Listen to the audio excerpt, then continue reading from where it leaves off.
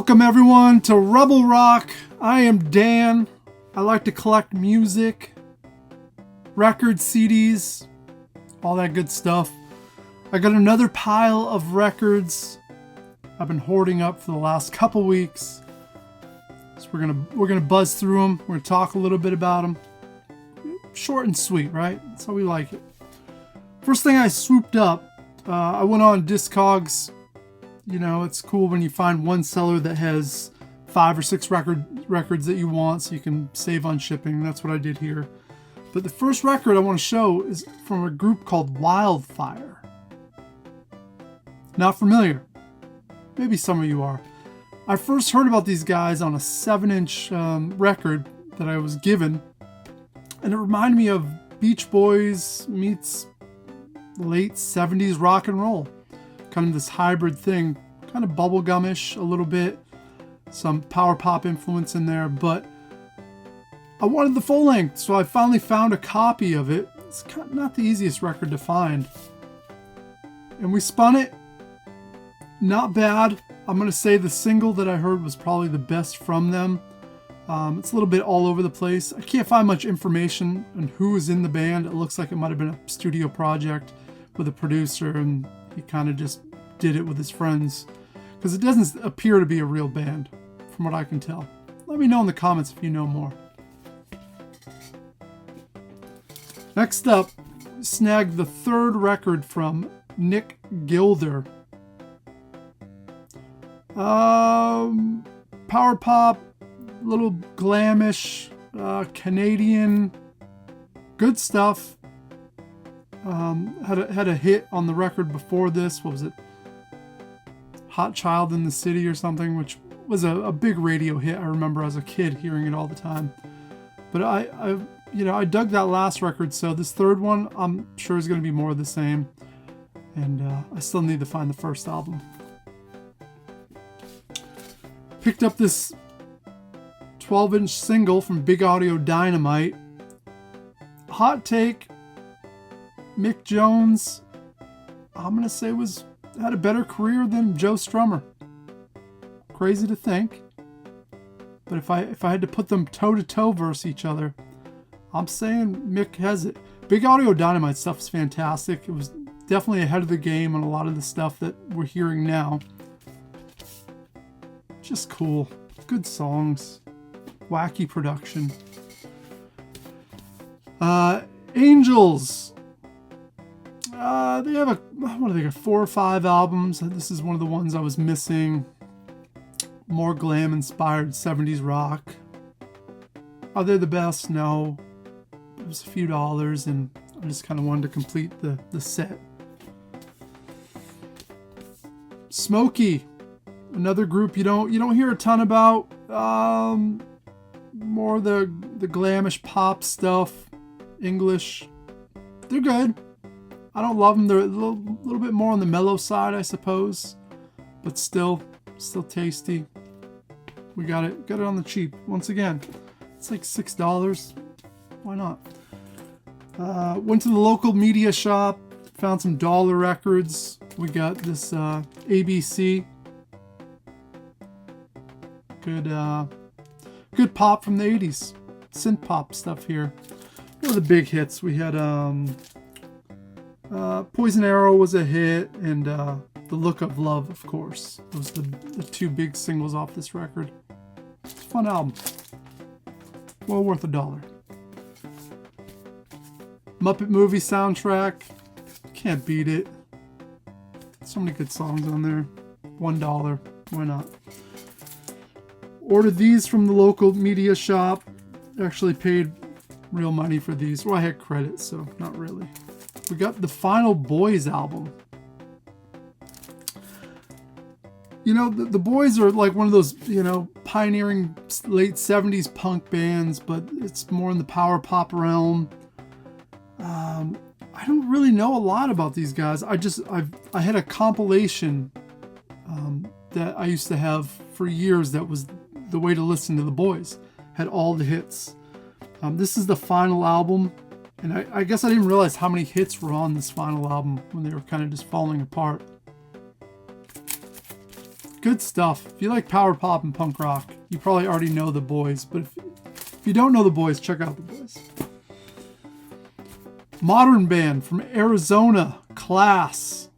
A couple videos ago, I showed their newer album. This is an older album. It might be a compilation of some singles, possibly. But this is another fantastic album. Sounds like it was recorded in the 70s. But it is modern. It's really well done.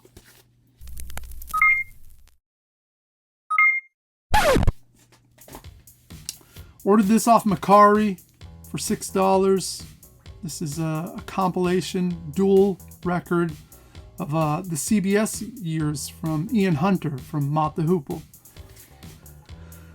I didn't realize that Ian Hunter had so many solo albums after Mott the Hoople. Like, I knew about 3 or 4 of them, but there was more than that. There was a lot more than that. And so this is a good way to kind of dive into some of the ones that I wasn't aware of. I love Ian Hunter. I love his voice. I like everything he does. Swooped up this for $15. This is the Troggs. I've been on a Troggs kick lately. I've just been listening to the early greatest hit stuff. To me, I mean, Iggy and the Stooges must have been listening to the Troggs, right? Those, like, the formula, the foundation is all there for what the Stooges were going to do a couple years later. But Troggs are so good, so dark, so melodic, aggressive. This is their album from '76. This is a departure, but one that I was kind of intrigued about. It's them trying to stay relevant. I'm assuming at this point it was just the singer that was still from the original group. I could be wrong. Don't quote me on this. I'm just guessing. But from live footage, it appeared that the band was much younger than the singer. My 2 cents. Cool stuff. I do enjoy it. Is it the best Troggs? No, but still pretty cool. My bandmate, my buddy Cubby, hooked it up. He when he gets on a kick with bands, he buys doubles of everything so he can pass one off to a friend. So he hooked it up with the Autobahns. I don't know much about them. I'm assuming they're from Europe, maybe. I do believe. But this is would fall in the egg punk kind of movement, right? And if you don't know egg punk, look it up. There's a whole movement going on. Good stuff. These guys are no different. This is really solid. I feel like the album gets better as it goes along. I've never heard an album that wobbles so much, sound-wise. Not the actual album, but just whirl. The whole album's like warbling. It's cool. It's a good album. Check it out. Really lo-fi too. Rix. This is a French oi band. This is a compilation of all their singles, I guess. I don't know what they're saying, but it doesn't really matter because it's just really tough, lo-fi, good oi music. Played really well. Really tasty stuff. So if you like oi, and you like that lo-fi, trashy, Templars kind of thing happening, this might be up your alley. Good call, Cubby. Thank you very much. And that's about gonna wrap it up. Besides, oh, this is so cool. So, the Raspberries, one of my favorite bands. Love the Raspberries. Power pop band from the 70s. From Cleveland. And for years, there was only one book on the Raspberries, and it was long out of print, to the point where you're going to spend at least $100, $150 on the low end to get a copy of that book. I followed the Raspberries on Facebook, and it popped up that the author was reprinting the book with 400 additional pages. So we got this Bible on the Raspberries from Ken Sharp. And I started going through this. Oh my God, it's everything. It's everything you could ever want to know about a band that lasted for what, 6-7 years.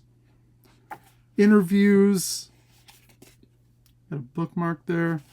The band history, people that worked with them, just anything that was connected to the Raspberries is in this holy grail of books.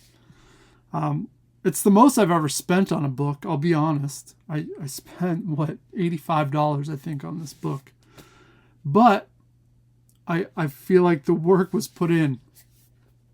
And think about it. It would have spent more than that for a book that was only 200 pages originally. So, Ken Sharp, thank you so much for doing this. Labor of love. I'm sure you don't make a ton of money off a band like the Raspberries.